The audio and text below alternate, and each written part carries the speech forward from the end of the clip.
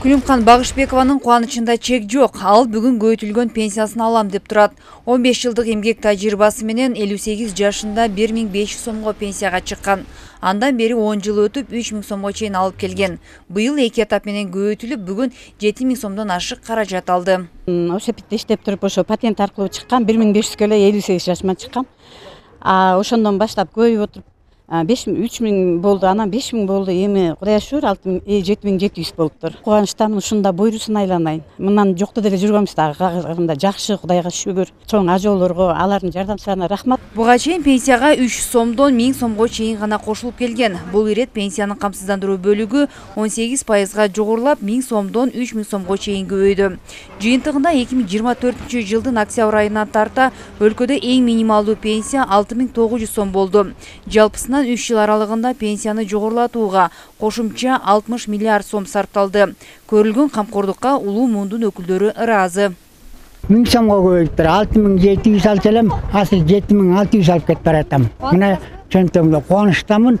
1000 сом болсо да жардам дары-дармектерибизге баарына жетешет. Ушинтип көбөйтүп берип турганына рахмат өкмөткө. Мен өзүм малчы болуп иштегем да, жакшы эле чыккам эмегечи. Анан малчыларга жакшы чыгат да. Пенсия жакшы эле көбөйүп, жакшы эле болду. Картаңдарга Аллах ыраазы болсун, ушулардын батасы деле тиет, ошо бийликтегилердин баарына. Быйыл ушундай деңгээлде сыйлап атат ушул доордочу. Эми баардыгына ыраазыбыз да, ушул иншаллах жакшы эле сый көрүп атабыз. Бул сый да.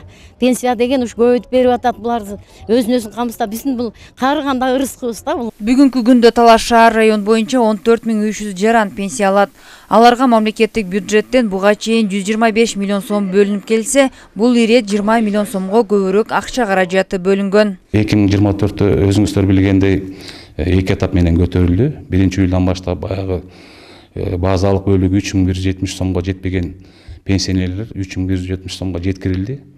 1-октябрдан тартып алар 6900-га жеткирилип атат. Сентябрь айына чейин 7700 сом болсо, 10100-ге көбөйүп, башкача айтканда 1400 орточо эсеп менен көбөйдү Талас району боюнча. Мыйзамдарга өзгөрүү кирилди. Бул эми мурун 40 жыл стажы болсо 60 жаштан чыкса укугу бар эле эркектер.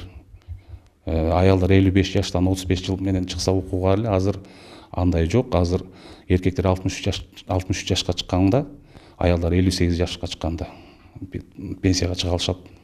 Өлкөдө 785 миң пенсионер бар. Акыркы 5 жыл ичинде пенсионерлердин саны 670 миңден 785 миң адамга чейин өстү.